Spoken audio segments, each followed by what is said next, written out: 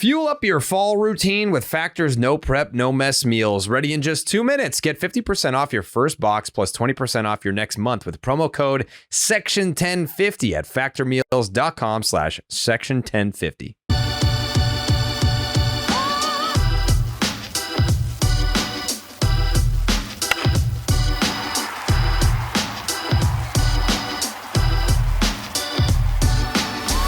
What's up? Welcome back to the Section 10 podcast, episode 502, presented by Underdog Fantasy. It is the home of your 70-70 third place Boston Red Sox. My name is Jared Carabas, and I am a certified G and a bona fide stud, and you can't teach that. And this right here, this is Coley Mick, and he's 7 foot tall, and you can't teach that. And this right here, this is Tyler Milliken, and he killed his dog Bullet, and you can't teach that. Bada boom, realest guys in the room. Steve, how you doing? Ooh, what up, Section 10 in the building.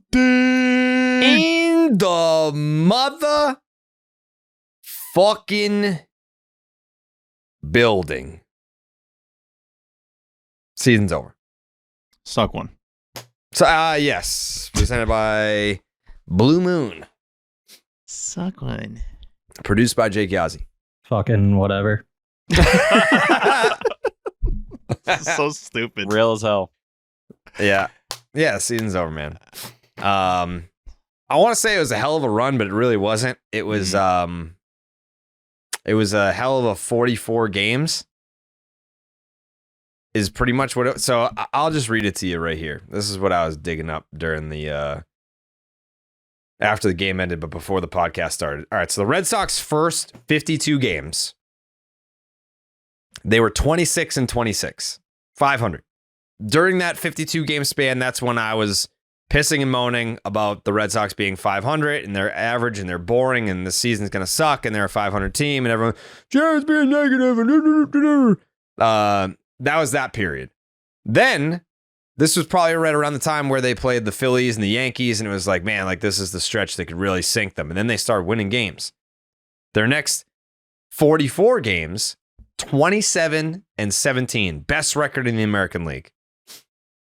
That was for 44 games. Their last 44 games, they flip-flopped that record and have gone 17-27. That's the third worst record in Major League Baseball. That brings us to today, where they are now 70-70. So this team has been 1-1, 2-2, 7-7, 9-9, 10-10, 19-19, 22-22, 24-24, 26-26, 27-27, 28-28, 29-29, 30-30, 31-31, 32-32, 33-33, 34-34, 35-35. Then they finally escaped the 500 vortex, and they've returned now 70-70. After all that, I thought that they had escaped. I was like, onwards and upwards. You know, what was their most games over 500? 10. 11? It was 10? Yeah. 10 games over? It was literally the last game before the All-Star break was the only game they were 10 games over the whole season. And that's when their playoff percentage was probably the highest, like 55%, Tyler? I can grab that for you right now. Got to be somewhere around It was like 50. Yeah, if you we don't go need the exact back number. right now, like June 14th, that was the last time you were at 500. That was the first game of that Yankee series after that big Philly series, which many in the clubhouse said was their key moment where Jarren Duran kind of rallied all the guys. It was like, hey, we can compete with them. And, you know, after everything that's happened, you slid all the way back down to being, you know, the 500 Sox.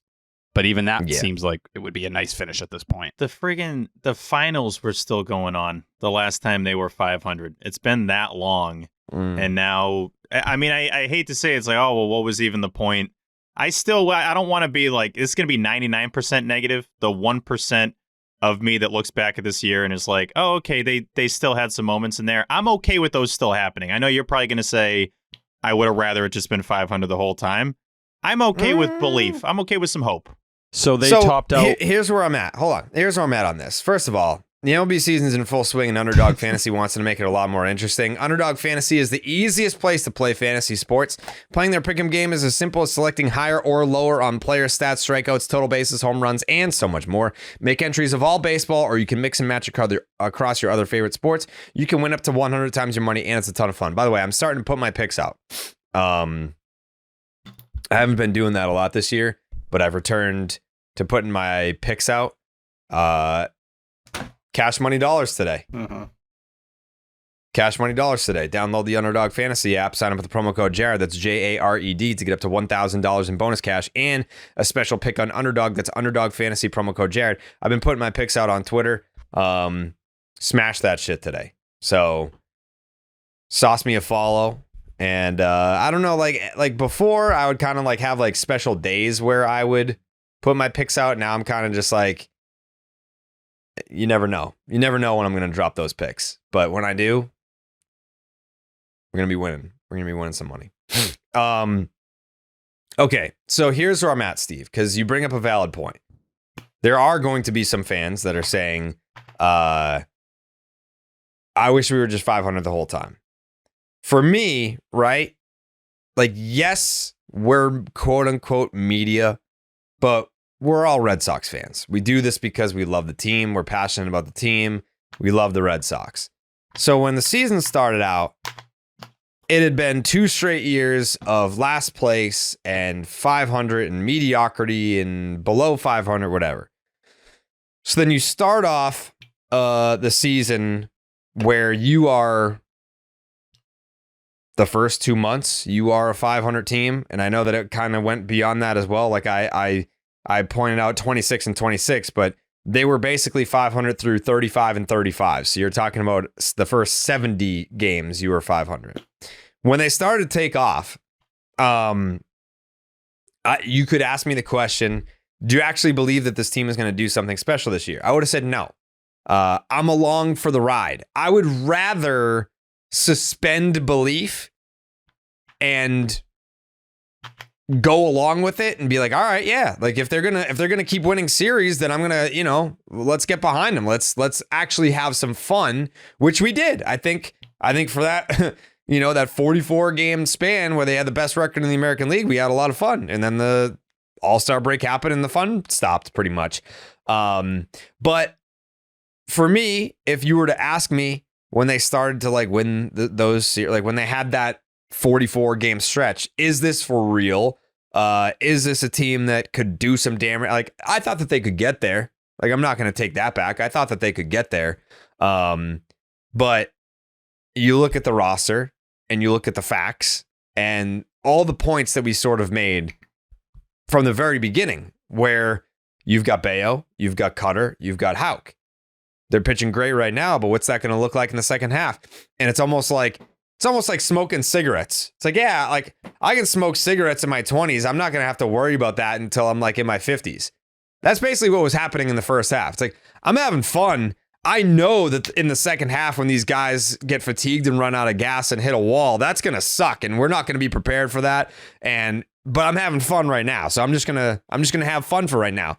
So that's kind of been my mentality this year, where I'm not devastated that the Red Sox have hit a wall and essentially their season ran out of gas the second that they got to September, and it's pretty much over at this point. That doesn't surprise me. So because I'm not surprised by it, I'm not like totally devastated and let down by it. It was fun to suspend belief for whatever that stretch was leading up to the All-Star break. It was fun to invest and just let Jesus take the wheel and ride it until the wheels fell off. Well, the wheels have fallen off. It is what, unless anyone else here disagrees and they think that, we got the White Sox in town this weekend. If the Royals keep losing. Yeah, I mean, like I don't know. It could get worse. Yeah, it could get worse. So that's where I'm at. Is I don't want to say that I'm content, but I'm not devastated. I'm not happy. I'm not sad. It's kind of just like, yeah, like that. It kind of played out the way that I expected it to play out. That's That's where I'm at. I think record-wise, this is kind of where we expected them to be, but the route that we took to get here is definitely different than I would have expected. The one thing I'm really looking for the rest of the season, because it's not going to, I don't know if Duran's going to get to 200 hits. I don't know if anything really special is going to happen with the lineup, highly unlikely, is are they going to have the same exact record for 3 years in a row? And it kind of feels like it might happen. If they go 8-14 the rest of the way, which kind of exactly feels like what their record might be, then they're going to be 78-84 for 3 seasons in a row. And that's not even, people keep saying it's the definition of, like, they're the definition of under mid. Like, the 500 Sox are back. That's where we are now. But realistically, they should be like 9 or 10 games out of a playoff spot right now. Like, they shouldn't even be. 5.5 is a gift. Like, they don't even deserve to be 5.5 games out the way this has gone. One thing I focused on, just trying to break some stats down here to decipher before the break to now, the Red Sox swept a team 5 times before the break. They've swept a team 0 times since the break. They were swept only twice before the break. They've now been swept 4 times since the break. And that kind of sums it up. It's a team that is sweepable, that can't go on a winning streak. And before the season, one of those sweeps before the break, by the way, that was a 2-gamer, so that doesn't even really count. So 3 games or more, they only swept once, and that was against the Orioles, and they probably shouldn't even lost all those games. So it was a way different team before the break. Like Jared mentioned, we had some ups, we had some highs, we had some fun, and now this is kind of where you expect them to be, which is just sad. I think you went through the feelings really well.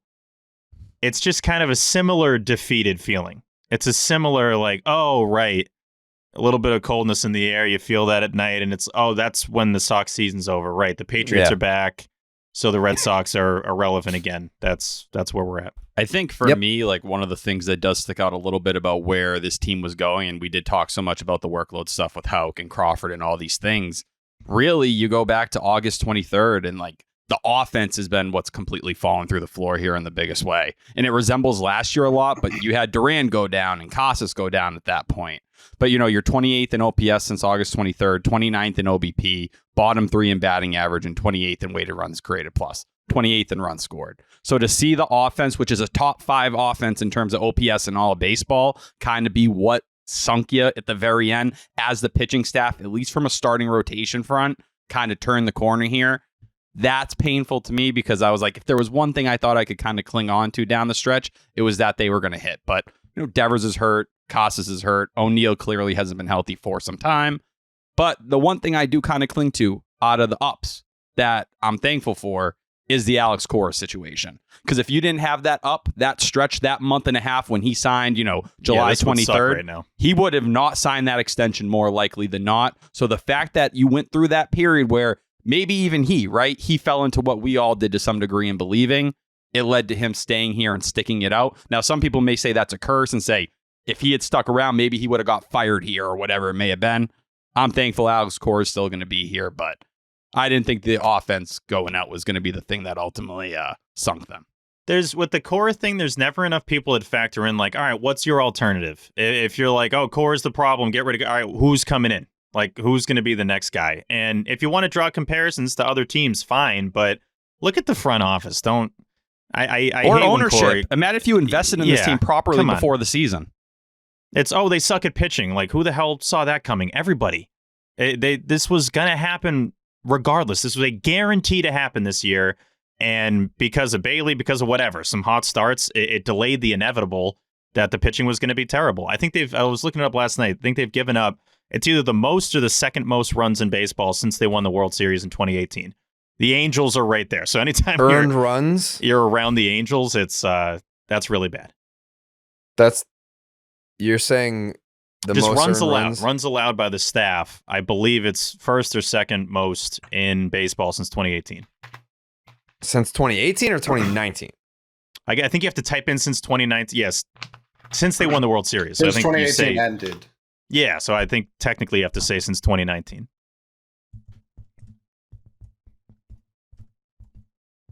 I'll find that for you. No, Jerry's stats. I love stats. But yeah, I mean, I don't know. Like, Coley, where are you at on all this? I don't see any positives coming from talking backwards. at all. Like, there's nothing to look back at. Like, I'm on to the off season. I have been for a while. I'm glad everyone's here now. Because this team's gutless. Like, completely gutless. Like, people, the focusing on Devers not talking because he's upset really shines a light on a lot to me, in the sense, like, everybody from the top of the organization to the last fan still views this as Devers' team. And I think it lets a lot of the rest of the team off the hook, because nobody's done anything to be like, hey, let's turn this around at any point in time. Because I want to sit here and be like, man, Breslow really fucked the deadline, and that killed any momentum you could have had in the second half. But the players here just took that and said, oh, they don't believe in us, why bother? And that's fucking embarrassing. Embarrassing. There's no team I look at and I'm just like, they're overrun with talent that we couldn't match that. That's not what happened. Gutless. I agree. I mean, it definitely was one of those years where, I mean, no team is going to win 100 games. Yeah, like I don't want to say the field was wide open, because there are still some good teams. The Royals losing 7 games. The Royals losing 7 games in a row. The Twins losing 4 and 8 over their last 12. That's painful. The fact that these teams were begging for you to take it, and you just pissed the bed completely. Yeah, like I go back to like The Simpsons. No heart, no hustle. Skip. Like, that's all I see every night from every. Like, I can't fixate on one player when it's all 26. That's not Duran. We're talking about a guy who literally got suspended at the worst possible time. I can't sit here and be like, he really led the team. Like, if anything, he led them in the wrong direction.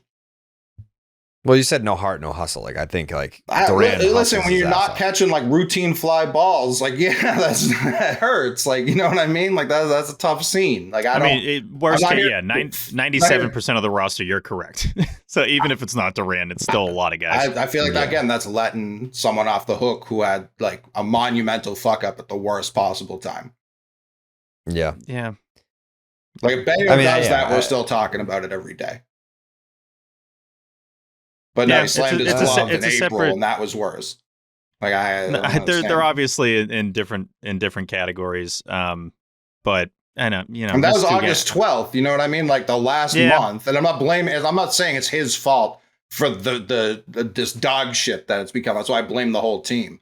But that's where it's just like, I can't make an exception for a guy because he runs fast. Like, that doesn't make any sense to me. Well, to be fair, Duran's been hitting the entire time. He's the only one that's been hitting the last 2 weeks. But really good news for all you guys, though. Only the 6th most runs allowed since they won the World Series. Yeah, 4,160. This team is getting better the longer we talk here. Mm-hmm. Oh, gosh. Yeah. So, I don't know. I mean, I always kind of like try to walk the line of, do you want to suspend belief, be a fan, and have fun, or do you want to be right? I don't always want to be right. Like, I if you would ask me, obviously in April and May, I would have told you, like, yeah, this team is average. Like, I don't believe in them, and I think that they're a 500 team. Like, that's just who they are. I don't have any pride in being like, told you, like, they ended up at 70-70, and like they could even finish with a worse record. No, like I was happy to have invested my emotions in this team, like the peak of it being that Royals series where, you know, we were in the Nesson studio, both and Royals covering Tyler and catch up and being like, hey, like this could be one of those years where talking tiebreakers. You know, you catch lightning in a bottle and crazy things happen. Like, you never know.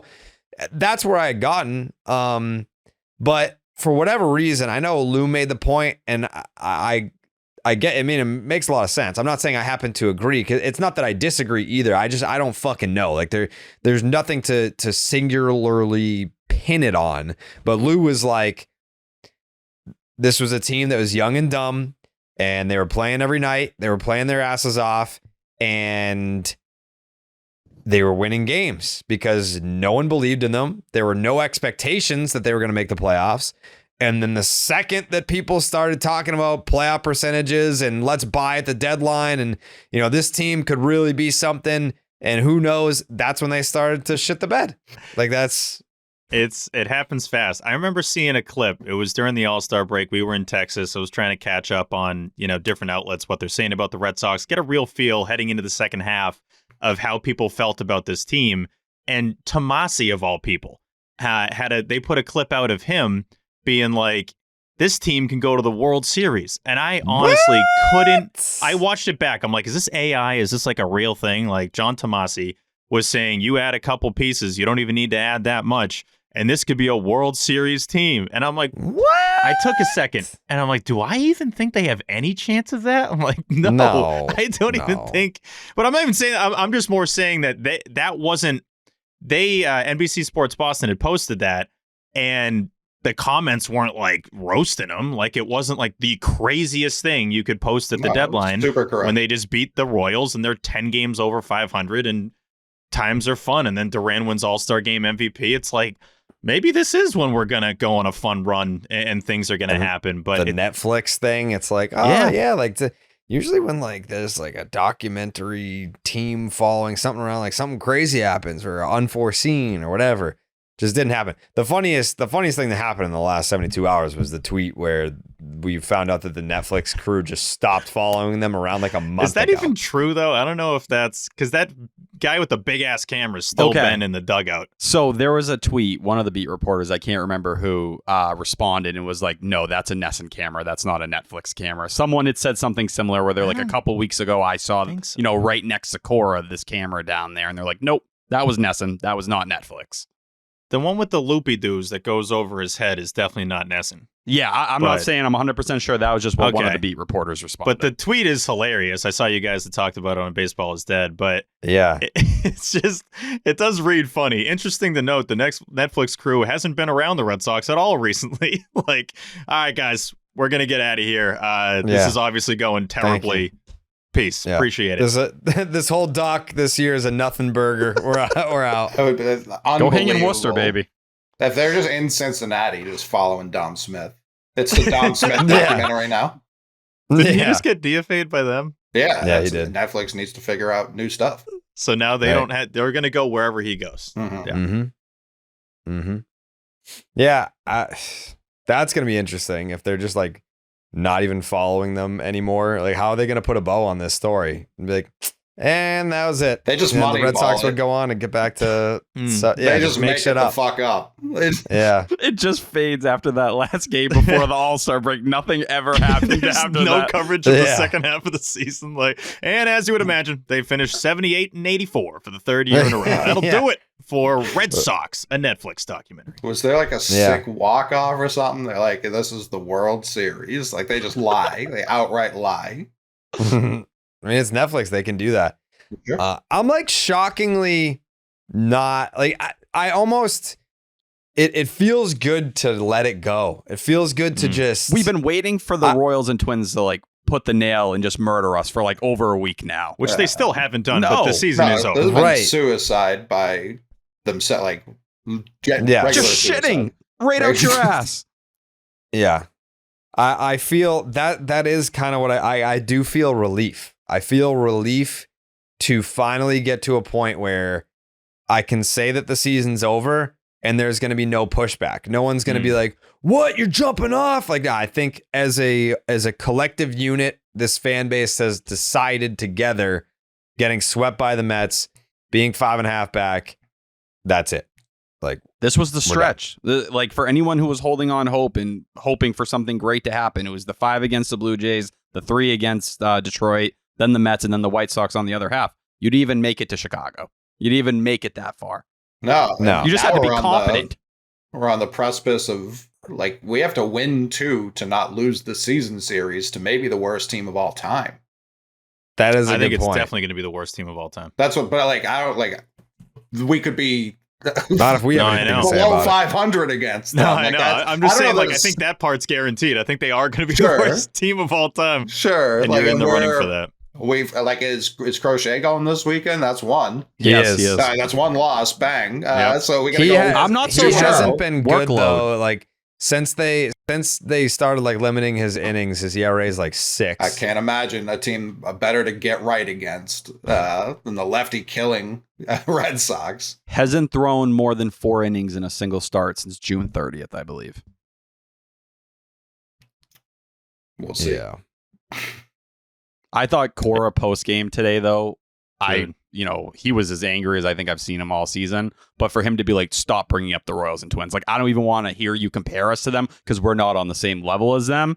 It felt sort of like you said, Jared, just not giving up on the season, but taking yourself out of that playoff race and being like, we can't even take ourselves seriously enough right now to compare ourselves to them because that's where you are. He said we're 500 like 7 times during the talking presser. over. I know. He wasn't even letting people get the questions out. He's like, nah, don't even He's like, ask me about Smitty, Like, shut the fuck shut up. We're up. 500. Yeah. Yeah. You're the one that reported it. Netflix isn't here. Just shut up. All right. Like, Yeah, shut your ass up. We suck, dude. It was at a point tonight where I didn't even want to like tweet about the Red Sox. Like that happened fast. When you get the games dwindling down like this, and then you get swept and you're losing series to Tiger, I didn't even really want to tweet about the team. I let it go. Yeah. Just let it go. I needed to release them. I needed to I think I can't even remember which game it was, but when I switched gold bottles to lowercase, they lost one game and then I think they won the next night and I was like, all right, well, we're back again. Bayo start. It was flickering. It was flickering. I believe it was that series against what did you get walked off by Houston or something? Yeah. Kenley. Yes. You got walked off by Houston. But you lost that game to Baltimore the night before. So that was the 4-game series in Baltimore where you sandwich Benny's banana split with Baltimore. So since that series finale, August 18th, when you lost that game to Baltimore, you are 5-12. 5-12. During that same stretch, the Twins are 5-11.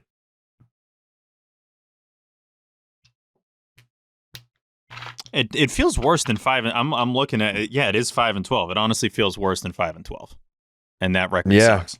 Well, have any of those wins been back to back? I guess the Toronto series they won 2 in a row. Astros, I still don't know how they. Sure. Yeah, they took a series in Houston. Yeah, it feels they like, took two straight from Toronto.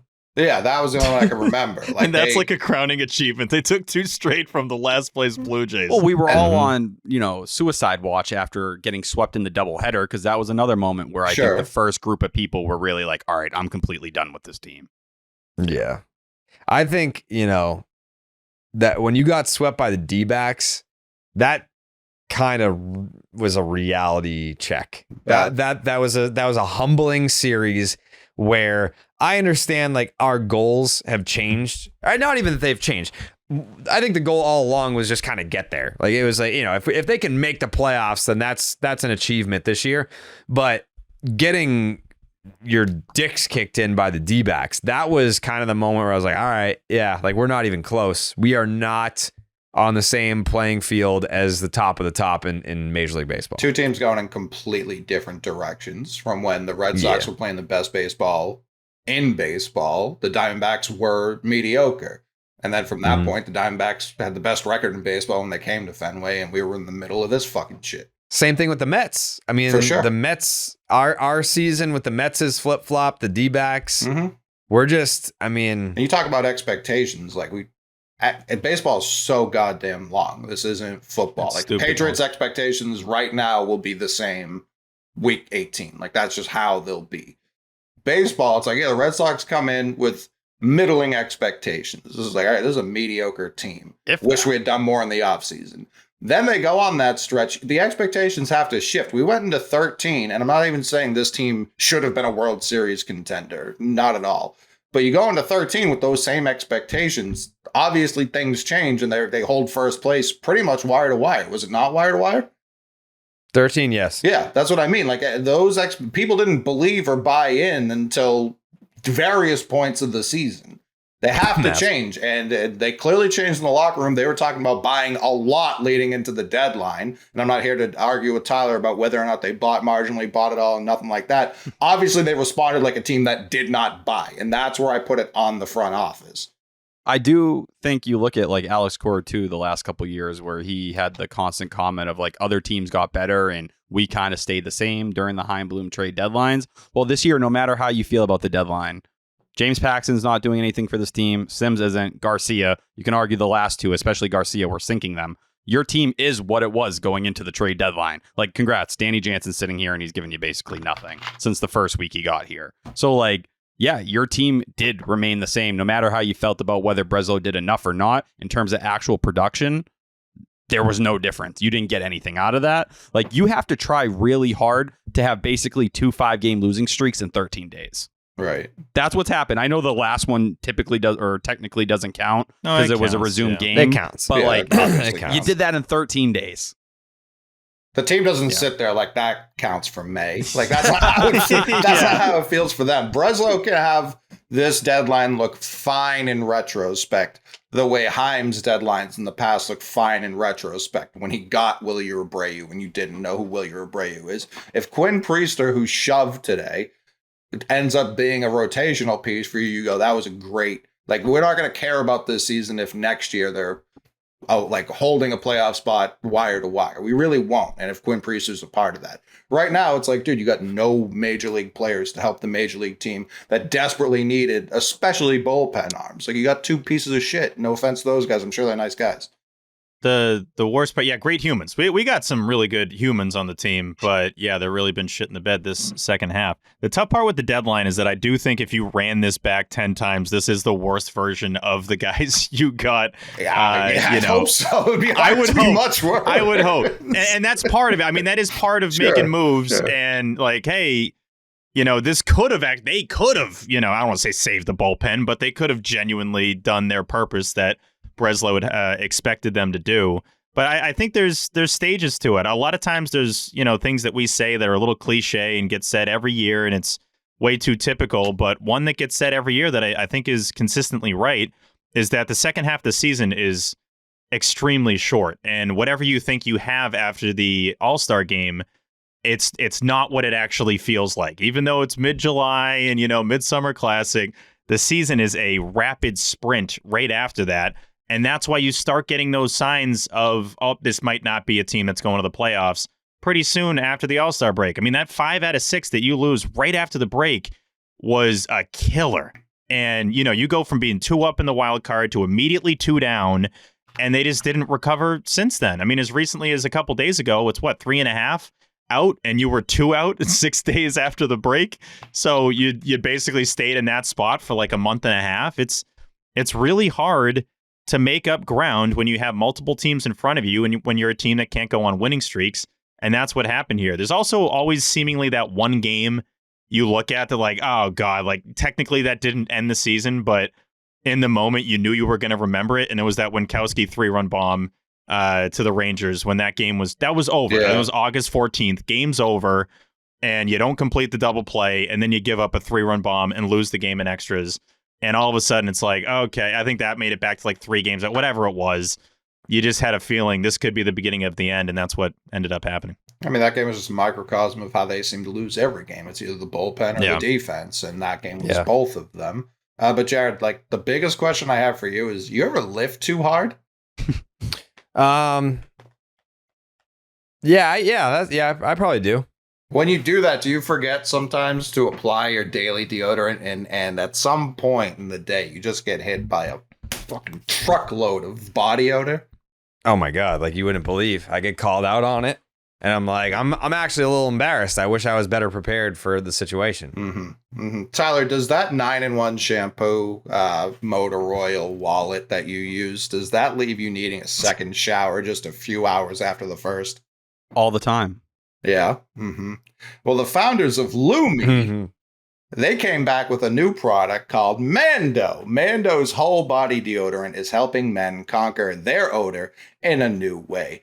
Formulated with mandelic acid, my favorite acid. Mando has long-lasting 72-hour odor control that actually stops odor before it starts. Best part, see Jake? Best part, you can put Mando everywhere. Pits, packages, we're talking to hog, folks. Feet, skin folds, yuck, back, Ass. knees, everywhere. Easy, easy. You can't say the A word in the middle of Mando read. To top it off, Mando's cologne quality scents were created with the fellas in mind. Pro tip, try their best-selling scent, Bourbon Leather. It's a game changer. Once you experience fresher underarms, a fresher package, and fresher feet, you'll never go back. New customers get $5 off a starter pack with our exclusive code and link. Use code section10 at shopmando.com. That's shopmando.com. Use code section10 at checkout. Get $5 off a starter pack at checkout. That's over 40% off, I'll have you know. Hell yeah. It's a great deal. You know? And what was the first at bat after the All-Star break was a Durant home run? Am I remembering that correctly? I believe that's In correct. LA, he had homered his last two at bats. It was the one in the All-Star game, and then the first one to lead off the second half. And then it's been the next one was like a double, and then it's a trade. I'm talking him. I'm talking for the team. Like, he could not have set the tone better for the second half, and the rest of the team was like, we're all set. He homered in the fifth of that first game coming into the second half. Me. Maybe did he double that? I mean, I think he felt like he homered in like all those games, though. So I think he had like 500 in that series, and then they got swept anyway. So nailed the double. I forgot what like Clark's ketchup looks like. Yeah, I don't even when's the remember last the time he song. drizzled? Houston? Yeah, it was was it? Would have had to It was have been. Houston. Yeah, would have had to have been. This is what happened last year, where we were like cranking with Clark's, and then like I remember like Will Fleming was like, I feels like 2 months since we've drizzled. I'm like, because it has been. Like they It's didn't been win exactly a series 2 the whole weeks. month of September. Yeah. Was it the Yankee series, that last one where they were popping bottles? You remember in the clubhouse afterwards? Because Ramon Vasquez got his first win, technically, stepping in for Cora. Oh, yeah. And we were like, no matter what, we're finishing with a better record than the Yankees. None of it fucking matters what happens here. Nope. Yeah, I mean, I've even seen that take floating around where, I mean, like, Clay Holmes fucking sucks. Like, he's blown 11 saves. His ERA is almost 6 since mid-June, and they have no one to turn to in their bullpen. And it's like, well, at least the Yankees aren't going to do anything in October. Well, you got to play the games. It looks like they're in a tough spot. But at this point, it's like, I'm not even thinking about the Yankees. I was so focused on the Royals and the Twins. Like, I know Yankee fans want us to be thinking about them. It's just, I don't. Like, when we play head to head, sure, yeah, whatever. But I'm just trying to get that 6th spot. That was really all I cared about. But you had alluded to it, Jared, that if we could just get to the September 20th series and have it matter, then that counts for something, which I fully agree with. That's now not going to happen. That's what makes September the last 3 years. I mean, technically it could. I don't know. We're not doing this, but yeah, you could eliminate the Twins from the playoffs, so you can't do anything for yourself. I mean, yeah. Well, technically, mathematically, it could. Mathematically, it could. That's not counting the Mariners and the Tigers. No, I'm not raising my hands. Coley. Don't deny math. Coley. Listen, hold on. Let me just say this. Yeah. You're playing the White Sox this weekend, okay? Can't wait. That's 3. That could potentially be 3 wins. I don't know. Swept. I don't want to pencil it in. Probably won't be. Hold on. That's 3 wins. And then, I mean, the Twins have been just as bad as you. I know. So all I'm saying is if the Twins keep losing, and you even remotely figure it out for a week or two, that Twin series could still mean something. That's all I'm saying. That's all I'm saying. Coley. Tyler, was it last year or the year before the team who finished with 1 win, or they won the coin flip at the draft lottery and then got the number 1 overall pick with our draft slot? Technically, so what is it? It's 2024. Was that Pittsburgh? Was that Skeens? No, it wasn't. Yeah. Was it Skeens? It was the catcher, right? Wasn't it the No, catcher? no. No, That was Henry the year Davis? earned- That was before the Right, lottery. right. That was before the lottery. 2 years ago or last year, whichever team was tied with us record-wise won the coin flip, so they technically had the 13th pick. We had the 14th pick. With that pick, they jumped up either all the way to 1 or to the top 3. Maybe it was the Reds this year. It wasn't with the pitcher 1. they took. I don't think it was 1, but they jumped up into the top 3.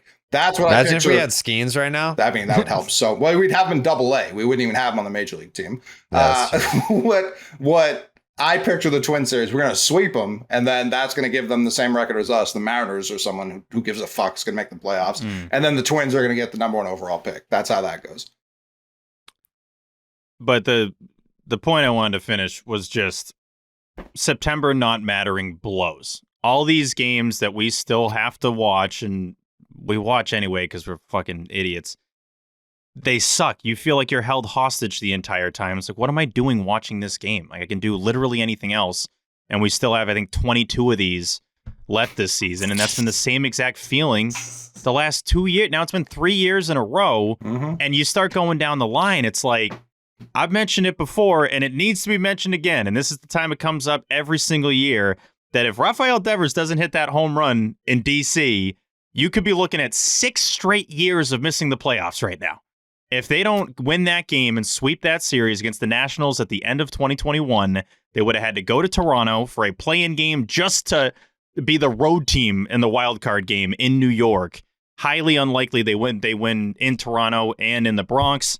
So you could be looking at 6 straight seasons of not making the playoffs. The last time that happened was 1980 for the Red Sox. So that's what it feels like right now. Like, that's exactly what matches the vibes of Red Sox Nation, because it's depressing to once again be in the same situation. It's also why I hated the people in September of 21. Like, this doesn't matter. They're not going to win anything. It was just like, can we just get to the playoffs and see? Like, going into that Tampa series, it was just such a foregone conclusion. Oh, the Rays are going to just roll you. And then they don't. And then we're up 2-1 and the ALCS. Now, that was the Braves' year of destiny. Everyone knows that. But that's also the argument for why you just get in. Because that Braves team was not supposed to do shit. Like, just get into the playoffs. Again, it's not World Series or bust every year, especially with how the front office is acting. Just get in. You genuinely have no idea what's going to happen.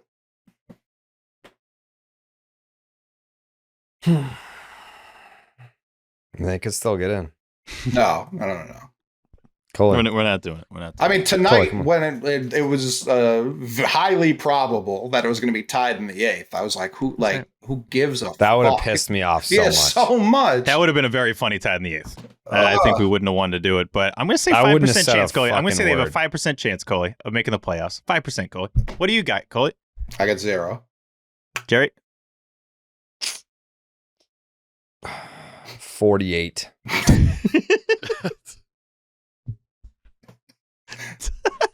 That still means it's improbable. Yeah, you have met improbable. Yeah. That's worse odds than a coin flip. You definitely got them missing. Tyler, what do you got percentage? I think 4%. Fangraphs is at 12. 4, okay. 12? I know. I don't think so it's that it went updated up? for today, though. I don't think it's updated for They update all the time. No. They were 11%. So how the fuck did it go up if they lost?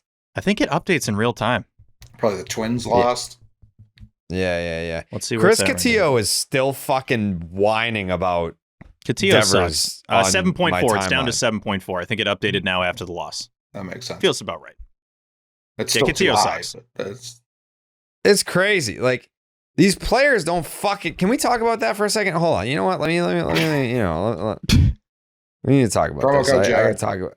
Promo code Jared. Promo code Jared. Sign up in the Underdog Fantasy app. Promo code Jared. Take Red Sox players. Up to $1,000 in $1,000 bonus cash. That's insane. Yeah, just copy my picks. You'll be fine. Let me lead you. Let me lead you to the promised land. Yeah. Warmer, sunnier days are calling. Fuel up for them with Factor's no prep, no mess meals. Meet your wellness goals in time for summer.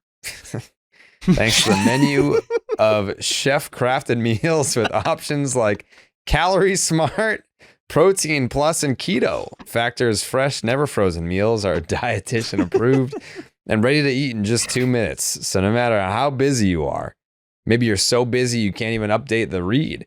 You'll always have time to eat nutritious, great-tasting meals. Make today the day that you kickstart a new healthy routine, Tyler. What are you sitting around for? Actually, we have to talk about something with Tyler. You pissed me off.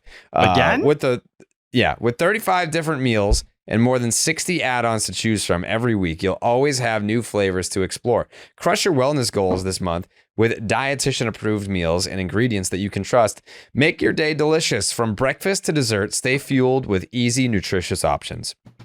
Treat yourself to restaurant-quality meals that feature premium ingredients like filet mignon, shrimp, and blackened salmon. Keep kitchen time to a minimum. Factor meals are ready in just 2 minutes. No shopping, prepping, cooking, or cleaning up. Enjoy effortless support for your lifestyle. Choose up to 6 menu preferences to help you manage calories, maximize protein intake, avoid meat, or simply eat a well-balanced diet. Head to factormeals.com/section1050 and use the promo code section1050 to get 50% off your first box plus 20% off your next month. That's promo code section1050 at factormeals.com/section1050 to get 50% off your first box plus 20% off your next month while your subscription is active. Before you yell at me, Jared, just to wrap up Coley's thought earlier on the MLB draft, it was 2023 for the first pick, by the way. So it was an Skeens. yes, it was an 0.8% chance the Red Sox. How have we not had at talked that about time. this before? No, well, I remember talking about it at the time. I remember tweeting about it, unfortunately, way too much. Wait, so the Pirates have Skeens and we don't because of a coin flip? Yeah. Technically, balls rolling around. No, but they got different balls because of the coin flip, right? Yes. Right. Those are our balls. They stole our balls, Jared. Yeah, well, I think Skeens, when he's a free agent, he'll probably come here. We're friends. We Yeah, love dude. signing players.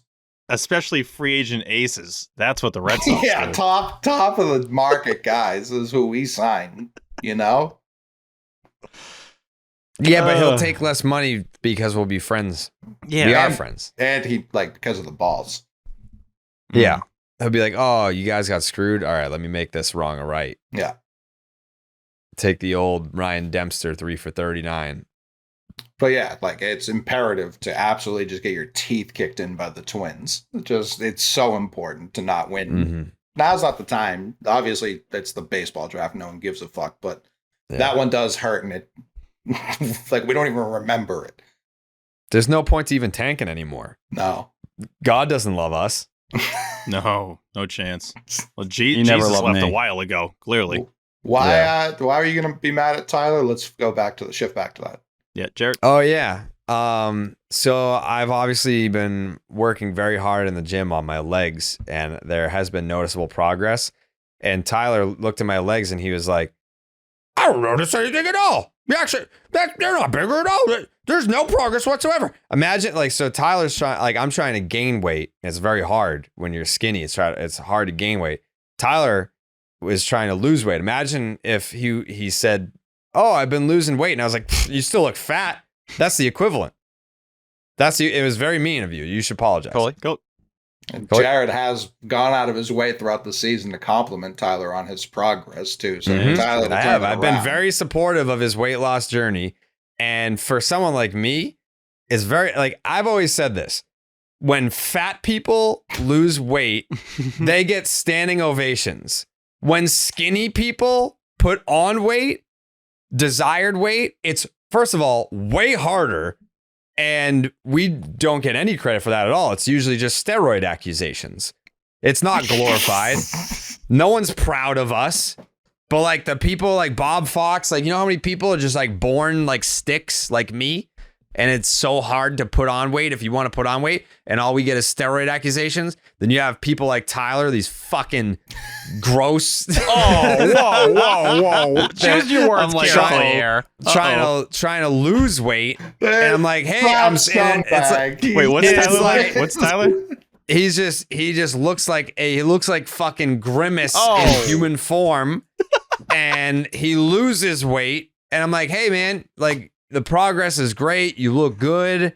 It's noticeable that you've been dropping the LBs. Congratulations. Keep it up. Super supportive friend. And here I am. And by the way, my girlfriend even said your quads are definitely like noticeably bigger. And Tyler, it was like, nope, they're not. I'm pretty sure she would know. She would notice that my leg size improving more so than Tyler, who leaves his house twice a year. Steve? I just got to mention something real quick, and this is being honest here. Okay. Yep. Heading into the colder days, why work on this now when we're just going to be wearing pants?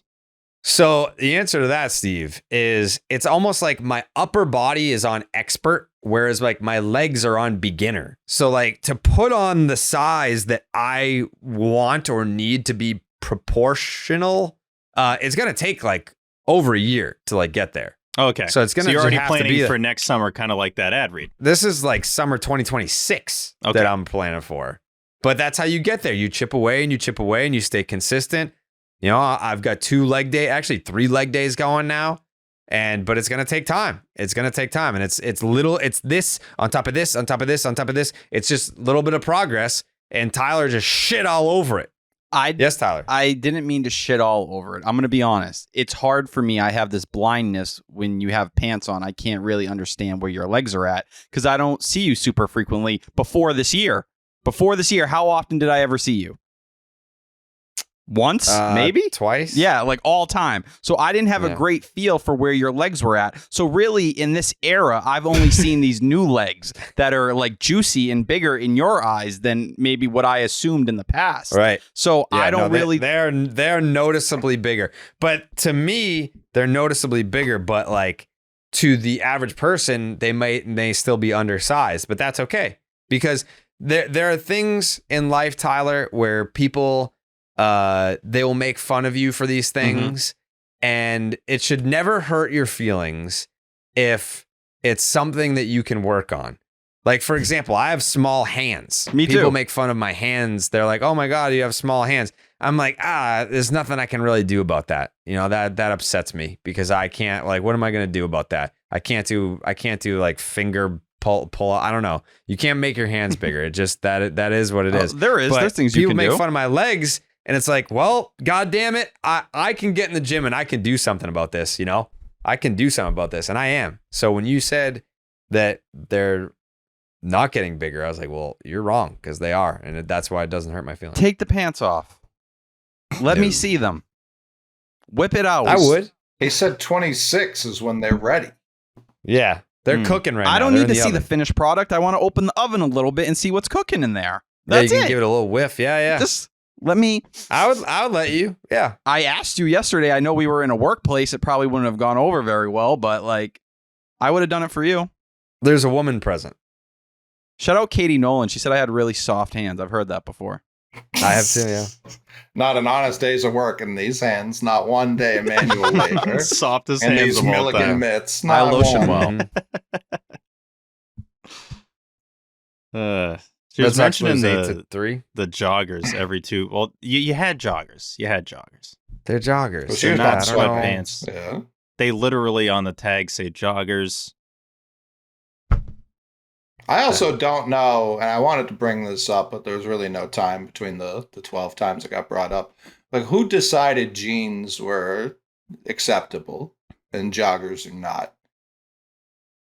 Yeah, why they're not kind of in a similar playing Right. field, you're saying? Yeah, joggers jeans aren't are more- slacks. What? What do you guys? Joggers just got invented in like the last like 15 years. Jeans have existed since like the start of time. That's not correct, but jeans. But they're in a similar family. It feels Correct. like you're chilling. If you show up to a wedding in jeans, you look an asshole. Like they're closer to sweatpants than they are to proper slacks. This country I'd was argue built in at- jeans. At the wedding, you're better off in joggers For sure. than jeans. 1,000%. Yeah. Tyler, you ever worn joggers? Yeah, I have a couple pairs actually. They're awesome. Yeah, well, for someone like me, it gives me more flexibility, especially during those months where I tend to eat more. Flexibility in your butt. I actually don't have a lot of ass. It's more in the frontal area. That's tough. Jared talks about things you can't work on. Getting called a fat ass just because you're fat, but your ass is not racist. I agree.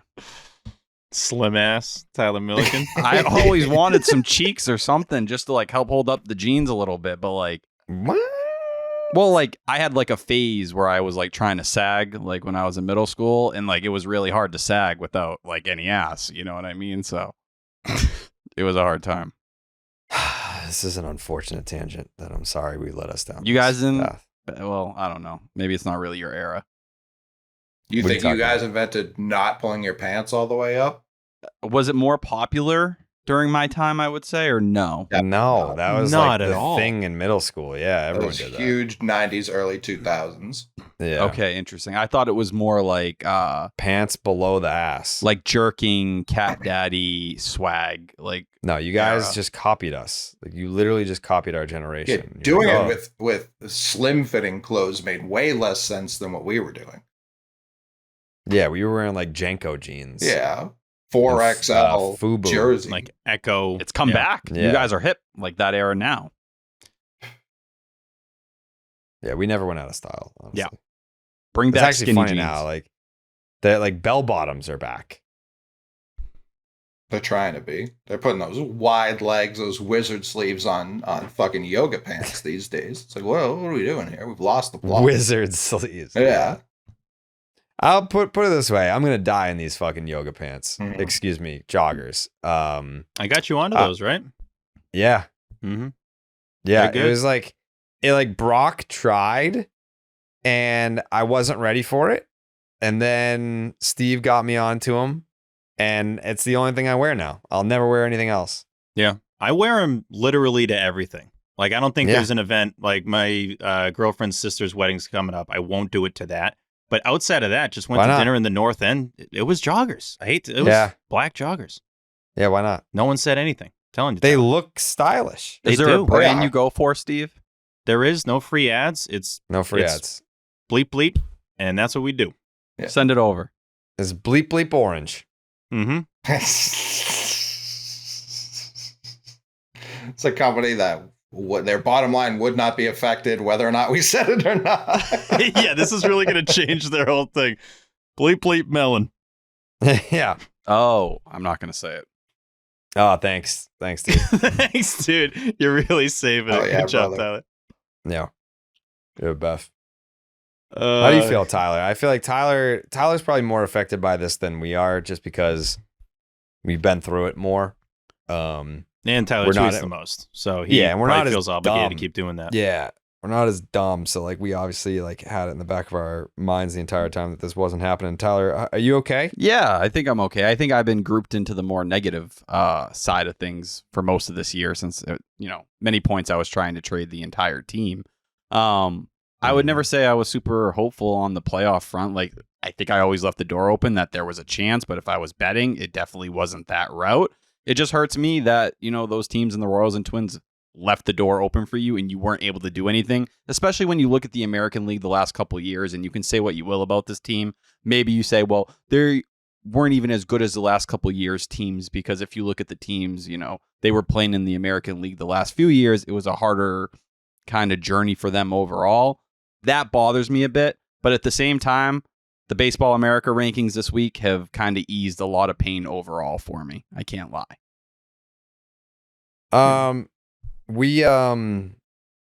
We still didn't talk about the Devers thing. We should probably talk gonna about bring that. that up, yeah. Yeah, we did tease it. So here's the deal.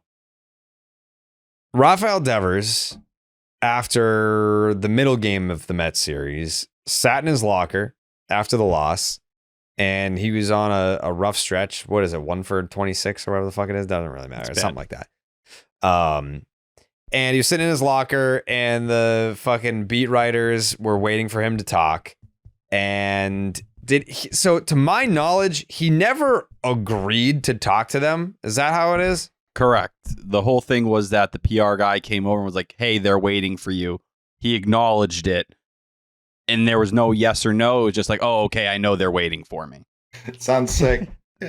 Sounds sick, dude. I'm not waiting for you guys. I promise you that. He's like, I got my own shit going on over here. If you guys want to talk Yeah. about that, that's great. Yeah. So he never said, all right, yeah, in a little bit, like, give me a few minutes and I'll be over there.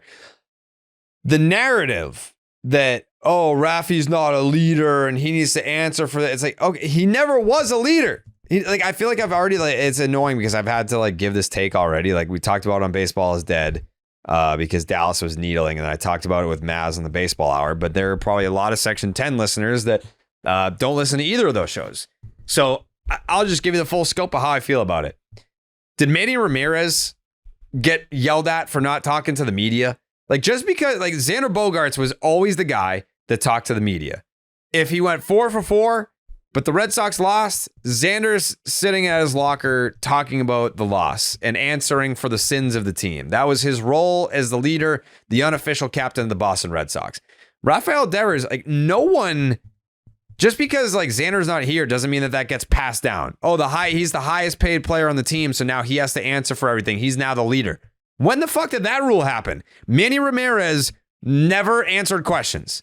He showed up. He was the highest paid player. He hit bombs. He went home. That was his job, and everyone accepted it, and it was fine because that was his job, to hit home runs. Rafael, and I could understand, right? If Devers was a guy in the past that, hey, bad loss, let's go to Devers. He's probably going to have a great quote. He never fucking talks. It's never been his thing. The one time that I can recall Rafael Devers standing up and saying something meaningful was this year during spring training, when he was like, hey, what the fuck's going on? Like, why aren't we spending money? Why aren't we trying anymore? And everyone stopped what they were doing and were like, oh shit, Rafi's speaking out. We should pay attention to this. Obviously, if he's speaking out, he must really feel some type of way about this, because he never talks about many things in great detail. So to get on Devers and be like, man, this is your, like, you know, when you sign that big contract, this is the responsibility that comes with it. No, it's not. That, like, the Red Sox did not give him $300 million to fucking talk to you guys. They gave him $300 million to hit bombs, and that's what he does. He's in the middle of one of his best, if not his best offensive season. And I know that Alex Cora doesn't agree with me. That's fine. I mean, like you're not, I think it would be, it's not a bad look, but not the greatest look if Alex Cora was like, yeah, fuck the media. Like, what do you mean? Like, you know, he doesn't have to talk to you guys. He's trying to play it down the middle and say, yeah, you know, this is something we got to talk to Rafi about. You know, he's got to be more accountable. Accountable for what? The dude is playing through an injury, multiple shoulder injuries for the entire year. And when he had to like sit down for X amount of games, I guarantee you he wanted to play in those games. I'm just guessing, but my guess is Rafi wanted to play in those games and said, hey, if you need me, I'm good to go. And Alex was probably the one that had to take him out of the lineup and be like, chill the fuck out, take some days off. Like, we don't need this to get worse. We're not going to jeopardize 2025, because that is how Rafi leads. He's like, yeah, man, my shoulder's banged up, but guess what? I'm in the lineup today. And guess what? I'm going to swing, and it's going to fucking hurt a lot, but I'm going to try and hit home runs. And more often than not, he does. So, like, that's how he leads. He shows up, he gets in the cage, he's in the lineup every day, and he's dominant offensively. That's his form of leadership. Not, I got to fucking answer questions from these writers about a loss that we can't even pin on Devers. If it was, you know, wild example, if it was that game, the Alan Craig obstruction with Will Middlebrooks, and Will Middlebrooks didn't want to talk after the game, then you'd be like, what the fuck, dude? Like, what was that play? But last night, like, are we pinning that loss solely on Rafael Devers? No. So why is it so important that he had to be the guy, and it's so unacceptable that he sat at his locker and didn't talk to you fucking guys after? So just it makes no sense. And I'm not agreeing with this, but the way it was presented through Christopher Smith and Chris Cotillo, who at the time were the kind of ones putting it out, and Chris Cotillo's on vacation, it was the he fact, wasn't even there. Yeah, they were mad that Devers didn't give them a straight answer right away whether they were going to talk or not. So the fact that they had to sit there for an hour is what they were ultimately pissed about. An extra hour. Oh no. An extra hour? Now, whoa. I think if anything, if you want to pull from this story, no offense to them, the extra hour, it doesn't mean anything to me.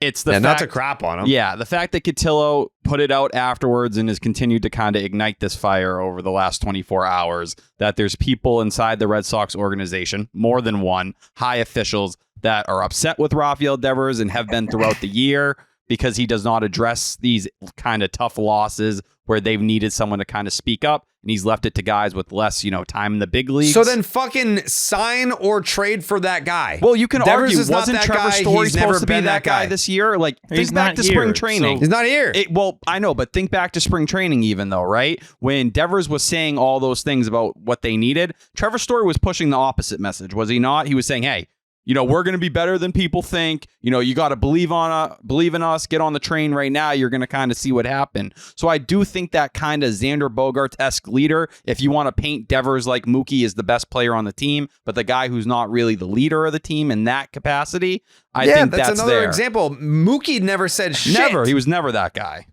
No. JD, That was never an issue because it's like, just show up and be Mookie Betts. Be the best player in the league. It's what do the Red Sox expect out of Rafael Devers? Are they sitting here and they're like, hey, we thought you were going to all of a sudden be this guy at the top, always talking? I'd say then you don't know the player you were dealing with. I was like, because Rafael Devers has told you himself, even this year, again and again, he's not comfortable in those kind of situations. That's not where he excels. And he doesn't need to be that guy because you see what he does on the field. He acts like a leader by posting every day, which Alice Cora constantly tells you is the most important thing to him. Well, when he signs that deal, like no one's like, oh God, thank goodness. Now we're going to get 11 years of like him answering questions after every game, and he's going to be accountable for all situations and responsible for the entire roster. I've never understood, especially in baseball, why these guys have to be available to answer questions after every single game. And the media will be like, oh, well, it's their job. It shouldn't be. It should. If you're pissed off, like he clearly is, which is the report that he's sitting at his locker and he's got his bat and there's a silent clubhouse and everyone's pissed off. Still wearing his uniform. He's still wearing the uni. So he can't go home. He has to talk to you. What do you think he's going to say? Yeah, this sucks. Like, I hate that. And it's not like we're anti maybe one or two media people, but we're not like anti the concept of them getting answers and them getting content. I understand that. I get that there's value in that. But to expect that you're going to get it for 162 games out of a guy that doesn't choose to speak this language, which is fine. He goes through a translator. So you're not going to get the full answer he even said anyway. It's always going to be kind of a watered down version of it. It blows my brain why this is always a thing. He's played almost 1,000 games here. Rafael Devers has been with the Red Sox forever. He's the only one left from the 2018 team. He is the opposite of controversial. He's never caused problems here. So we're going to make a fuss out of this when no one on the team can hit. He's playing through injury and he doesn't talk to you one night. I thought it was ridiculous, and I can't believe we're still... Not that we're still talking about it, but like that's still a thing bleeding into the finale of this series. I mean, the interesting part of it to me, really the only interesting part, is when Castillo starts talking like high-ranking Red Sox officials have a problem with it, as if the highest-ranking Red Sox official never speaks, ever. And is the one who fucked over this team time and time again so he could finance a golf league. I don't know what the fuck he does. I don't have billionaire problems. I don't know what he does. But like the last person I saw him talk to was you, Jared, and he didn't do well in that setting. So it's like, yeah, if the people at the top are like mad at Rafael Devers, maybe they should look in the mirror, because if they're not going to speak, if they're not going to lead by example, why would anyone else? Why would anyone else care if they're not going to care? To me, if Rafael Devers isn't like, oh, game just ended, I'm not even going to shower, I'm out of here, I'm on the first bus. The first bus actually leaves 5 minutes after the game ended because that's how little I give a fuck. That would be different. But like the story says, he sat there for an hour holding his bat in his uniform being like, why can't I hit anymore? What is going on right now? I know I'm injured, but I'm always injured. It doesn't matter. That to me tells me a tremendous amount about how much he cares and how much he gives a fuck. That's the story. Why don't you write that? Dude, that's it right there. Like the fact that Rafael Devers, the face of the team, the guy you signed to the biggest deal ever in this team's history, is sitting at his locker and is dejected and is representing what the whole team feels. That's all you need. Like, what's he going to say on top of that that's going to make it any better than what that already presents to you? And like, you look at all these eras of teams, like we can talk Manny, we can talk Mookie, like name whatever friggin' era of World Series caliber teams or these great teams. there was 5 or 6 guys with that kind of pedigree that could step up there and have that conversation and be that guy on a certain night. Even if it was Xander every night, but you go back to those other teams, whether it was, a Kurt Schilling at the time, I'm not saying now, but, whoever was going to speak up on those clubs, you had... Imagine Kurt Schilling's just in the clubhouse being like, well, we got the White Sox this weekend. We just... Lot to be we got the White 3. House this November, buddy. Let me tell you. Let's go. Let me tell you who's coming back. You go 2013, whether it was David Ortiz or Dustin Pedroia or John Lester, you had multiple voices that could step up and be that guy. It's just him. I used to stand arm in arm with a red 45, and this November, I'm putting 45 right back in my rotation.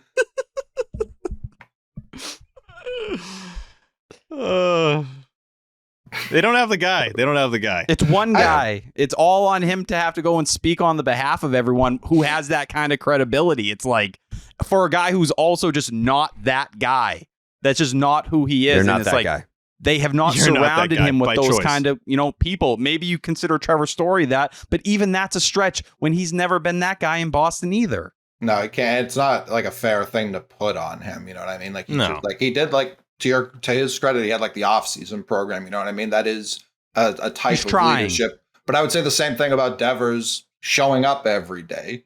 Like, you don't like Tom Brady yelling at everyone all the time, Bill Belichick yelling at everyone all the time. That is a type of leadership for sure. JD Martinez showed up to Boston. He was just like, hey, I just kind of watched every at bat I've ever had. And Mookie was like, cool, I'll do that too. Like, he didn't like yell at everyone like, you have to do it this way. Guys just kind of took to it.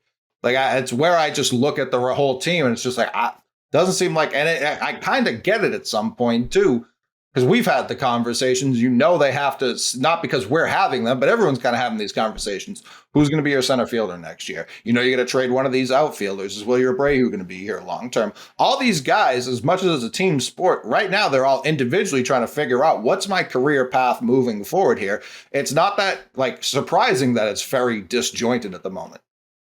And they go through similar feelings we go through. I mean, the players are obviously, matter a lot more to the equation than us, but we're all 162 guys. Like, it's and girls, ask us how we feel after the series, and girls and gays.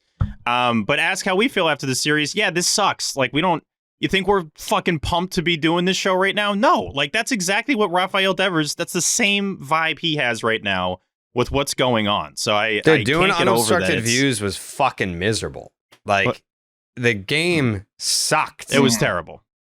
Sitting there, once the game unraveled, and it's like, all right, now you got to spin the wheel. I'm like, oh God, just fucking kill me. I just wanted a close game, to be able to just talk ball. I know, like, we obviously, what's crazy is it was a close game, but it didn't feel like it. Yeah, but I don't know. I mean, once fucking Pete Alonso hit that tank job, it's like, all right, you might as well just go to commercial break there and don't come back. I don't know. I don't know how actual broadcasters do it. Like, I don't know how. I mean, I guess the key is to not actually give that much of a fuck. I can't do that. I care a lot.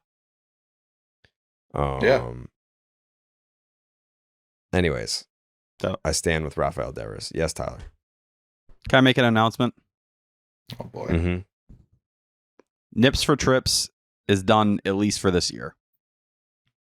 It feels wrong when I did it the other night. It felt forced. And I don't know if you guys feel that way, but I'm curious to hear you. I didn't feel that way when you did it, but now that we've declared the season dead and done, I respect your decision. Coley? Yeah, I mean, Duran's not even on track to break the Red Sox record anymore, I don't think. That's the only one I could think of doing it for if that were to happen. Jake?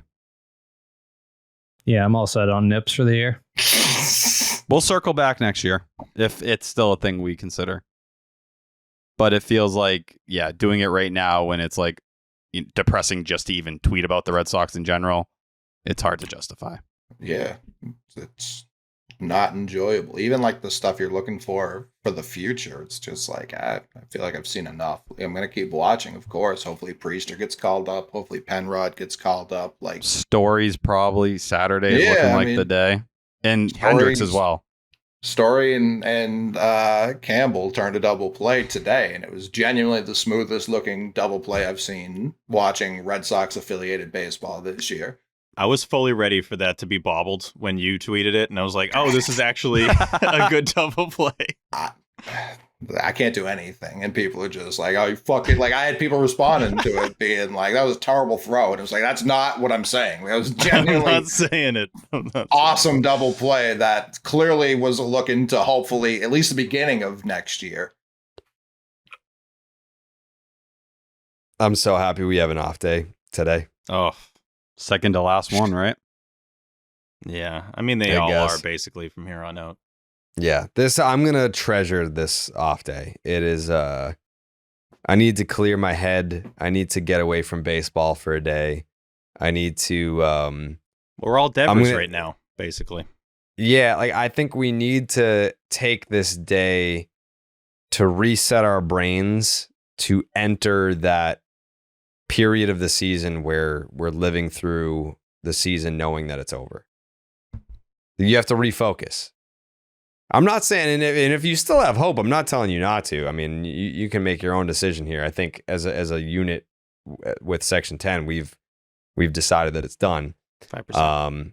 If you don't agree, that's fine. More power to you.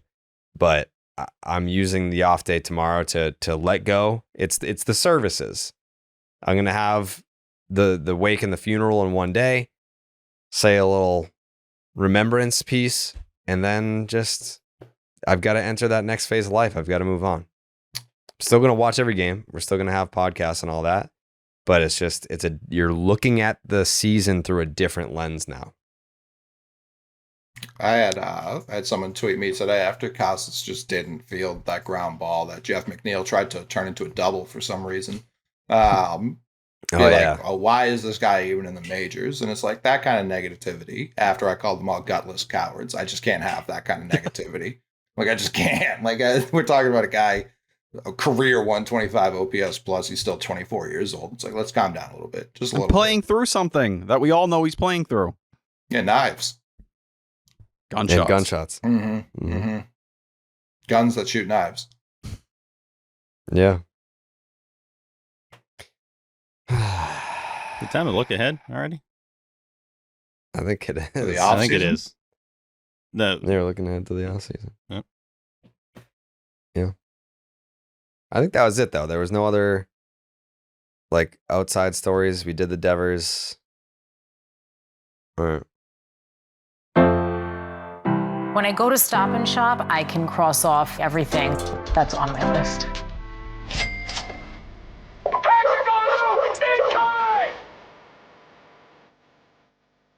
Stop and shop.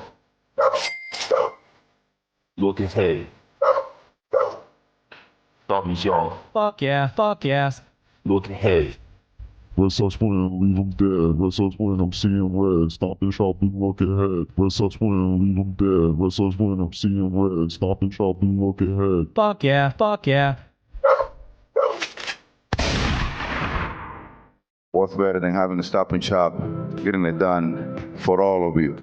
I'm gonna laugh every time. Yeah. For all of you. For everybody here. Yeah.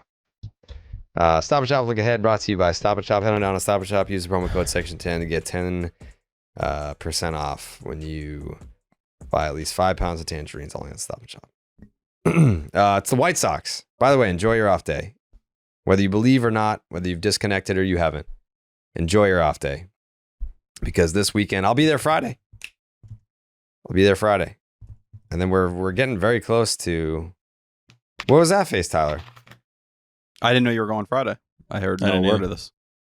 I'm going Friday. I feel like usually I know your Fenway schedule. Are you Yeah, I'm going to be denching there it? Friday. Huh? Are you denching it? Yeah, but I'm not going to be there early. It's a little bit of a double date. Ooh, Whoa. Yeah. interesting. Yeah. It's Okay. the dude that's doing all the work on my house. Him and his wife. You're going on a date. Oh, I thought you were going out with him. Okay. I'm going out with him. Yeah. Yeah, twice. Yeah. So I'm probably not gonna. We're doing 2 dates that night. I'm not gonna get there early or anything. I mean, I'm getting a credential just to be able to walk anywhere, but I'm not gonna do the field stuff. Can you do 2 dates in a night? Is that possible? Yeah. Okay. Tell it. Yeah. Why'd you call my hands grubby? They are. What does that mean? It felt fat. You don't know what grubby means? It Oh, felt yeah. fat. No, it's not. Coley, thank you. You're in my crosshairs right now, Jared. Keep those hands up. After what you said earlier when I talked about your legs, this feels kind Yeah, of contradictory towards what you were saying. What do you mean? Grubby doesn't mean fat. Grubby means dirty, you fucking idiot. You're dumb. You're not fat. Fucking That's the all meanest the, thing someone's ever said to me. If that isn't like the most spot on. the fat What words do you from mean the spot on? Jesus, Steve. Oh, yeah, you nailed it. Yeah, he's not fat. He's a fucking idiot. all the, Yeah. all, I mean, come Listen. on. What Listen. was wrong there? all the fats causing the blood to circulate slowly to your brain cause me to be dumb. That's the problem. Yeah. Tyler was saying you're not fat, dude. Isn't Yeah, I that said what you're you've not- been striving for? You're I always going to have- kind of be a little dumb, but you're not fat. You'd understand what we're saying if you weren't so dumb. You know what I mean? Yeah. Yeah, you're not hearing right because you're dumb. Right. I've been complimenting your weight loss this entire show, even though you've slandered my weight gain journey.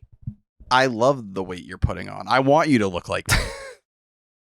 I want to be built in a similar way. I want to share clothes with you because we are similar height. Yeah, we are.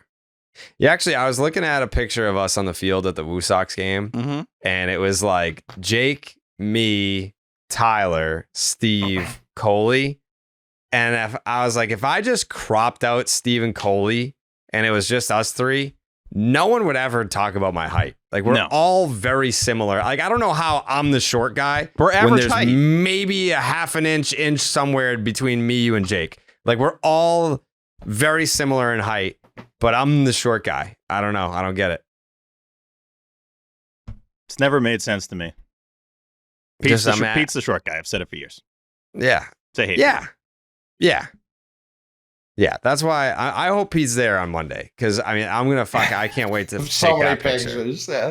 Oh, my Yeah. God. Get Petey, in get this over it. picture. Come on. Yeah, come on. Hey. Hey, right yeah. next to me, buddy. Yeah. Hey. It's just me and my parents. Like, Pete, get in here, dude. Get in here. Your family. Come on. Yeah.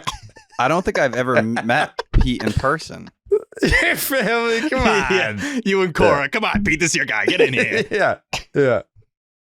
Yeah. Get Connor Wong in here, too. Come on. Come on. Yeah. We go way back. Come on. Yeah. Yeah. John Feidelberg definitely in, though. Hubs is out. Nice. My guy. Pat Light I haven't spoken to since, I don't know. God knows that fucking guy. I have no idea. Want me to call But him? Hubs was like, oh, I got the dates mixed up. He just didn't want to pay for a fucking train. Yeah.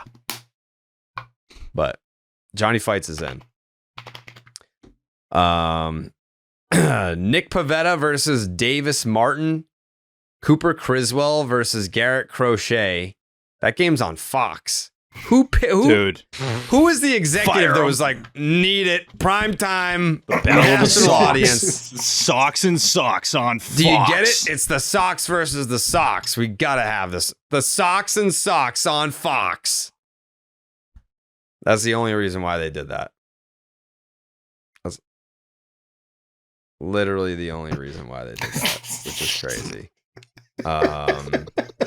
And then Brian Bayo versus Chris Flexen in the finale. Yeah. What? No, Yeah, you're yeah, right. yeah. We're listening. You're spot on, dude. When What? You're right. You're right. Uh-huh. Oh, No way.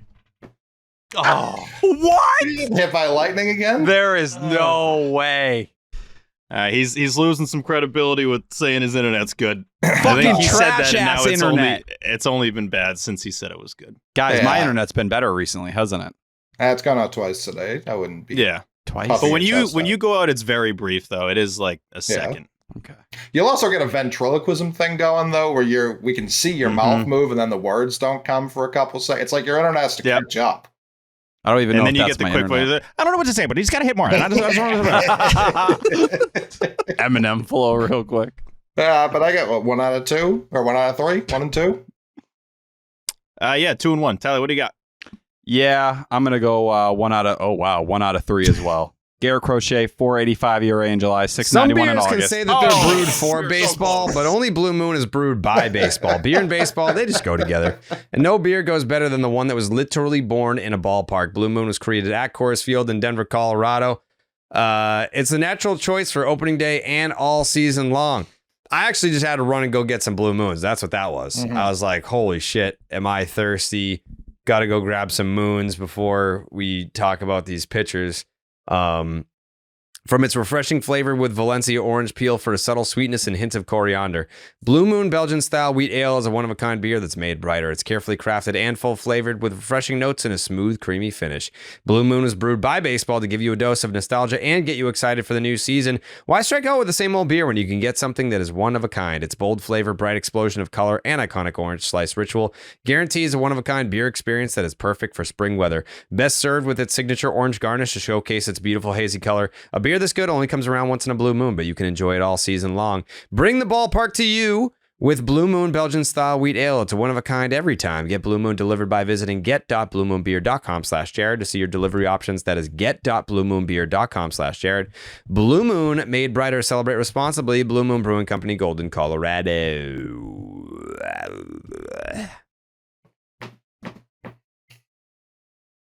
Suck one.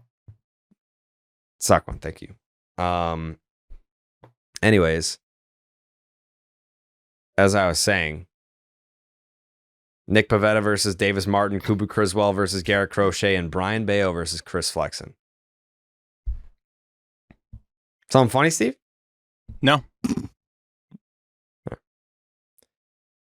Davis Martin, 0-3 with a 3.62 ERA, a 1.39 whip, and an 8.9 strikeouts per nine. Made his season debut on July 27th and has made 7 appearances, 6 of them starts for the White Sox. They have lost every single game that he has appeared in. He's been solid for them, though. So that's pretty good. He had a 4-start stretch where he went 21 innings, 17 hits, 4 earned, 7 walks, 18 strikeouts, 1 home run. That's a 1.71 ERA. He got banged around by the Mets, but who hasn't, right? You know what I'm saying? 5 innings, 5 hits, 4 earned, 2 bombs. Fastball's about 94 miles an hour, and it sucks. Opponent's hitting 444 against fastball. Garrett Crochet, we've seen him. We know him. He's good.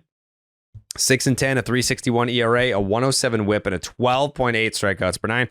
The White Sox have him on a pitch count as he hasn't pitched more than 4 innings since June 30th. That is fucking so stupid. He is he's basically an opener now. 30 and 2/3 innings, 36 hits, 19 earned runs, 11 walks, 47 strikeouts. I would hate him if I was his teammate. I'd be like, really, dude? Like, what are you saving yourself for? We suck. Like, we're the worst team of all time. Like, what are you? I don't get it. Anyways, a 5.58 ERA, a 4.26 FIP, 8.43 OPS. He has kind of, like, why not just, like, I don't know. I would shut him down. Just shut it the fuck down. Before the innings limit, he was a Cy Young contender. 3.02 ERA, a 2.39 FIP, 570 OPS, 141 strikeouts, and 101 and a third innings. Like, that's Cy Young shit. His last start, he averaged 98.5 miles per hour on the fastball, which is the fastest of any start this season, which is very interesting to note. Chris Flexen, 2-14, a 5.36 ERA, a 1.54 whip, and a 6.5 strikeouts per nine. This is a prime example of a guy who is only in Major League Baseball because the White Sox are required to use pitchers, like actual human beings that can pitch. He's made 27 starts and the White Sox have won. You know what? Let me ask you, Tyler. Chris Flexen has made 27 starts this year. How many games have the White Sox won of his? 1. Coley? 5. Steve? 2. Jake? 0. Steve is correct. It's 2. Oh. He has allowed 3+ earned runs in 15 starts and 4+ earned runs in 9 starts. He only had his ERA under 5 at the end of 5 starts the entire season. Over his last 6 starts, he has a 6.39 ERA and a 9.18 OPS allowed. Yeah, very bad. He's very bad. So let's talk about our factors, huh? While we go into our predictions and do some factors. Coley. My factor, and it's become a bit cliche. You know, everyone's saying it. You read the Herald, the Globe, you read Mass Live, you read the tweets, everyone's saying it. My factor is the sun and how it's going to eventually implode, expanding far beyond the bounds of Mother Terra, incinerating us instantly. That's my factor for this series. And Yoshida's going to get a couple hits. Just a couple? Listen, that's kind of what the whole team's on right now. So yeah, just a couple. Yeah. Okay. What did you pick for the series? 1 and 2. You think we're going to lose 2 games to the White Sox? We've done it before. That's true. T-Dog? I'm going to go with 2 out of 3. My factor is, if you look at the White Sox right now, who has the highest OPS on their entire team? It's Andrew Vaughn. It's 685. If you lose to a team and you can't take a series where their best hitter has an OPS at 685, you deserve nothing. And for the Red Sox this year against left-handed starters, you're now 15 and 26. I don't even care about the pitch count for Crochet. He sucked when he has pitch. It's a 485 ERA in July, 691 ERA in August. You should be able to find, a way to win 2 out of 3 games here. Worst OPS in the sport for the White Sox, second worst ERA. Please, if you can't do this, you can do nothing. Steve? Yeah, my winning factor is the Chicago White Sox. If they just act like the White Sox, then the Red Sox have a chance to win their first series in nearly 3 weeks. The White Sox are on pace to go 37 and 125. For those that are saying at home, wait, isn't that 5 losses worse than the 1962 Mets, who had the worst record in modern baseball? That's correct, little Johnny. The White Sox are on pace to be the worst team of all time. That's why they're my winning factor. If they just exist, then the Red Sox could be victorious in 2 out of 3 games. Wow. I'm picking a sweep for the White Sox. My factor in this series is that over the last 16 games, Andrew Benintendi is hitting .224 with a 779 OPS. I got Andrew Benintendi having 2 game-winning hits in this series. Also, one of my favorite swings in baseball, Gavin Sheets, over his last 16 games, hitting .304. Is it a 643 OPS? Yeah. But batting average still means something to me. So I have Gavin Sheets finishing off the sweep on Sunday. It's 3-0 White Sox. Big series for Benintendi. Big series for Gavin Sheets. Jake? If I can't get a sweep here, I may not get a sweep for the rest of my life. Going Red Sox sweep. Winning factors because the White Sox are literally the worst team of all time. Jared? That's Nick Pivetta versus Davis Martin. That's Cooper Criswell versus Garrett Crochet. That's Brian Bayo versus Chris Flexen. Big series coming up this weekend. If you want to get to Fenway, download the Game Time app. Game Time has a new feature called Game Time Picks that makes getting tickets for your favorite live events even easier. Game Time Picks filters out the fluff to show you only incredible deals on great seats so you don't have to waste time searching through thousands of tickets. I will be there on Friday. Shout out to Game Time for getting us in the door for the big double date. Big double date, 4 tickets, Game Time, boom. Okay, boom, we're there because of Game Time. Game Time Picks curation makes it easier to save sports, concerts, comedy, theater, and more. They've got all-in pricing. Toggling this feature shows the total upfront with no surprise fees at checkout. Get a panoramic view from your seat in the app before you buy. The lowest price guarantee or Game Time will credit you 110% of the difference.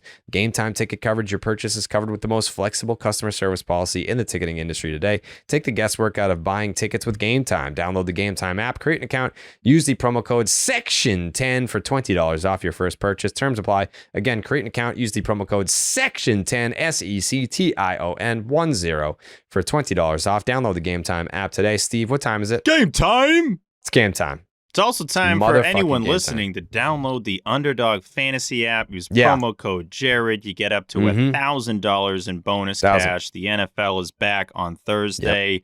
That's your So, ass. take Travis Kelce over half a yard. He's going to do it, Yeah. folks. He's going to do it. I bet you he is too. Yeah, that's easy money. What's the weather going to be like this weekend, Steve? Am I going to have to bring in a little jacket?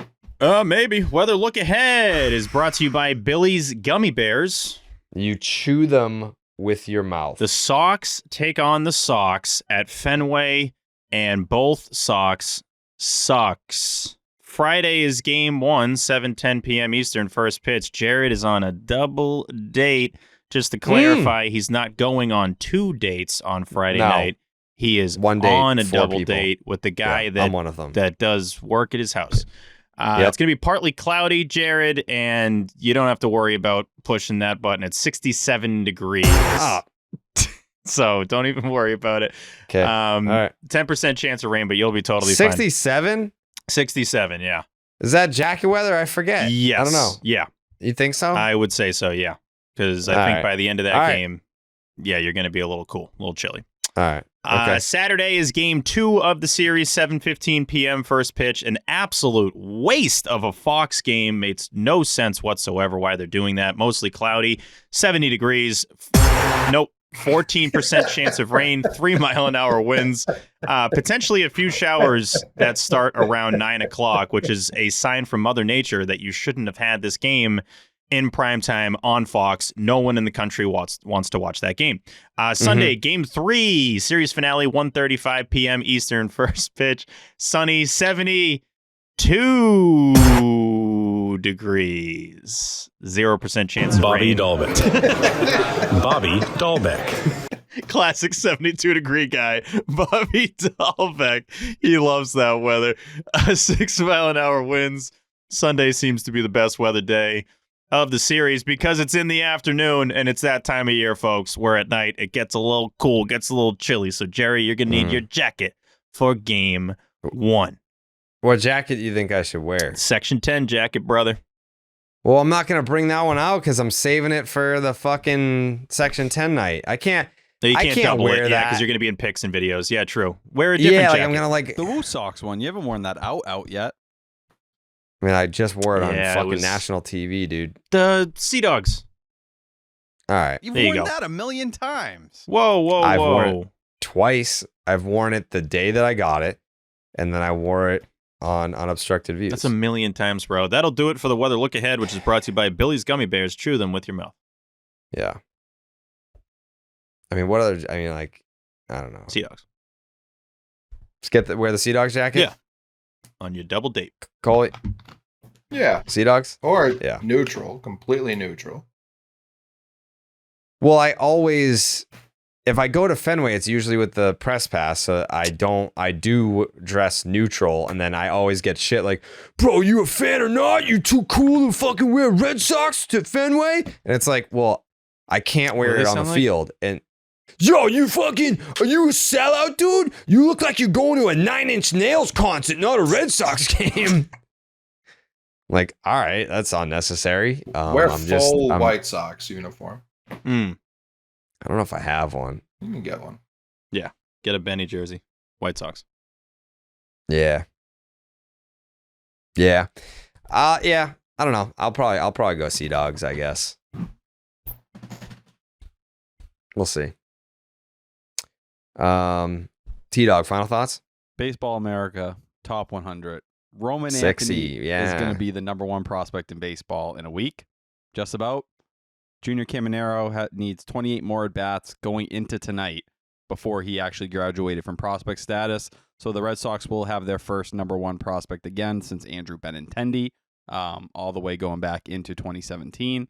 Besides that, Marcelo Meyer came in at number 11, Christian Campbell at 25, Kyle Teal at 26, Braden Montgomery at 61, and Franklin Arias at 94. So 6 guys in the top 100 right now. We've talked about Arias, Montgomery, Teal, Campbell, Meyer plenty of times, but to have 4 guys in the top 26 is pretty special, and it makes me happy that Roman Anthony, at least on these lists, we've known on Sox Prospects for some time, he's been number 1. Nationally, everyone knows how special he really is now. Don't rule him out for opening day next year. That would be crazy. I would love that, though. Coley, final thoughts? Yeah, it should also be probably just 8. You know what I mean? Cespedes got hurt earlier. He would be here. And Perales was a lock to be here if he didn't get hurt. So we have 10% of the top 100 per Baseball America, per me. I feel like there was another take. More teams should just have Joe Mazzulla on them. He's talking about pointing guns directly in his face, like the Joker, like just grabbing it and pointing it right to his forehead. He said, "Fucking take me out." And I think every team in the city could learn from that. Steve? Yeah, just some post-Dom Smith numbers. Kind of feels like outside of Tyler breaking the Section 10 sign, that Dom Smith being DFA'd was the final nail in the coffin. The Red Sox are 7-12 since he was DFA'd. I thought it would be worse, honestly. 5th fewest runs in baseball in that span. They've struck out the 2nd most times in all of baseball in that span, hitting a terrible .223 in that span. And our sweet Dom was not just let go by the Red Sox, but the Reds as well. And that is where Netflix is going to follow him to his next stop. Jake's takes? Just gotta win Friday. Season's still alive. Here we go. I mean, we could be back in it. Do it for the double date, Sox. Come on. Yeah, come on. Come on. You know? Come on. I'm here with my girl, dude. Come on. Come on. You know?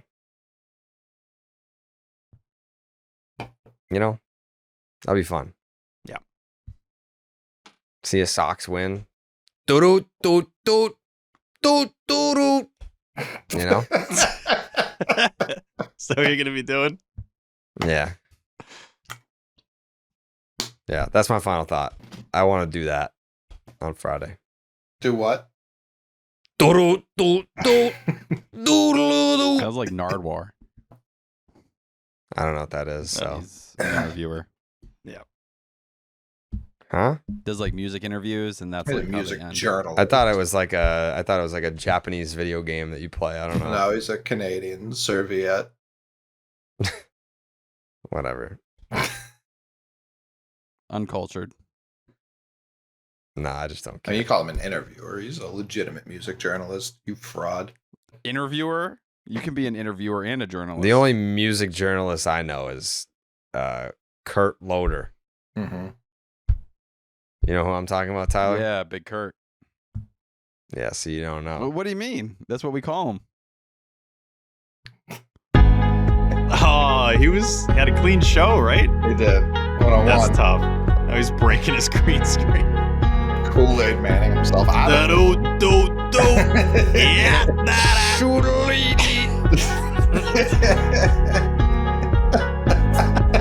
I did not know who Kurt Loder is. Hey, by the time his brain turned on a few weeks ago, MTV doesn't do the M anymore. No. Kurt Loder, is he still amongst us? Yes, Yeah. he's The green screen's 79. falling on me. He's 79. God bless him. He says he's still active. It says years active, 1972 to present. I mean, he's probably cooking. He's on Sirius XM. Wow, so he's getting that Alex Cooper money. Yeah. Huh? Mm-hmm. He's just throwing ass, Like talking Jake. about Green Day. Yeah. Yeah. Yeah. All right, we'll be back on Monday morning talking about this fucking team again. Same thing we do all the time.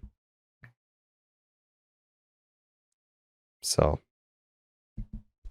thanks for watching and listening, and enjoy your off day. Protect your peace. Don't let this team hurt you. Shift your focus. Join us. Give up hope. All hope is gone. Join us. And lead us not into temptation to believe that this team could make the playoffs still. Hands, Coley. But deliver us Amen. from evil.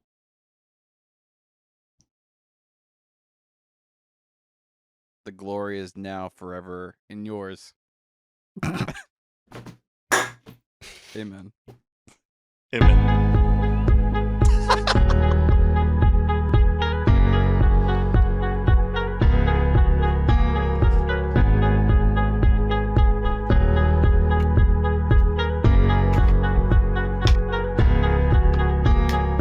Forever and ever.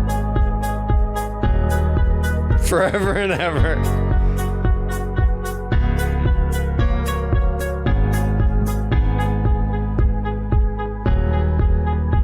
Amen. Amen. Amen.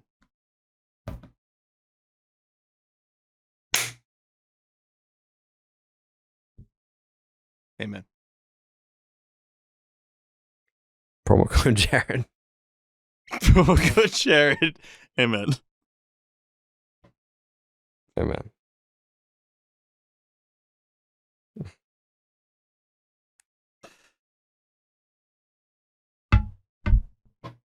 Buenas noches, amigos.